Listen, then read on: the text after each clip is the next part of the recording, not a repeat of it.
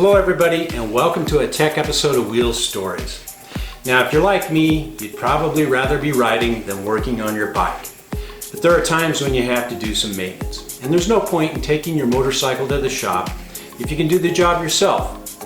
I recently purchased this BMW R1150R. It's a used bike and the second one I've owned, and I want to replace the engine oil and filter, the final drive and transmission fluids before I do some serious riding. So let's get the tools out and get started. I have my ratchets, my socket sets, and some hex tools all ready to go. You want to have some rubber-coated gloves to avoid contact with the dirty fluids, and then have your engine oil, the new filter, the heavy-duty gear oils, and the appropriate crush washers all in place. You need to start up the motorcycle and take it for a short ride beforehand. You want the fluids nice and warm for an easy drain.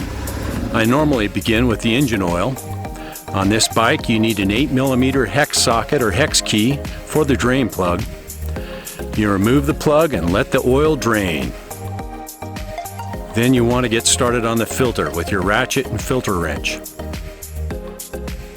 One more thing, be sure to remove the filler cap so the outside pressure and force of gravity assist with the oil removal. Okay, so the transmission is next. Both the filler and drain plugs take an 8mm hex tool on this BMW. Remove the filler plug and then the drain plug. Looks like the previous owner was using some sort of red or purple stuff. Not sure what brand we're looking at here, but let it bleed, let it bleed. Now time for the final drive. I need a 19mm socket tool or wrench to remove the drain plug. For the filler cap, I need a 6mm hex key or hex socket. Place the drain pan right up next to the tire, remove the plugs, and get the oil out of there. Again, more red stuff. Is that AMSOIL? No? Royal Purple or BMW gear oil perhaps? I don't know, it doesn't matter. It's all going away. Now you have all those dirty, nasty fluids dripping and draining out of the bike. You want to give those fluids some time. Drink a beer or read a book.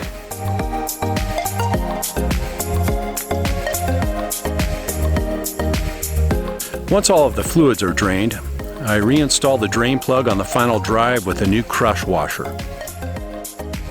For the final drive, I use Castrol Axle Limited Slip 80/90 weight gear oil, rated at GL5.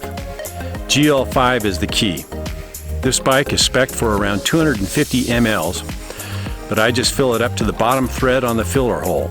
Spin the wheel a few times and then check the level again, and then reinstall the plug. Tight but not too tight. On the transmission, as always, be sure to use new crush washers. Reinstall the drain plug, again tight but not too tight. And then for the transmission, I use Mobil 1 75/140 weight full synthetic gear oil. This oil is also rated at GL5. You need about a quart, perhaps just a tiny bit more. I fill until the oil begins to leak out across the filler threads, and then I reinstall the filler plug. Finally, I move on to the engine oil. Take your brand new filter and pour some oil in to avoid starting the bike with an empty filter. I also lube up the rubber washer at the top of the filter and mount it on the bike with your filter wrench. Give it a nice little tug, tight but not too tight, and then reinsert the drain plug with a new crush washer. For engine oil, I use Mobil 1 1550 weight full synthetic. Roughly 4 quarts will do the job, but double check the sight glass to make sure that you fill up to the top line. You'll want to start the engine, let it run a bit, and then check again. And that's it. Now you can take my oil recommendations with a grain of salt.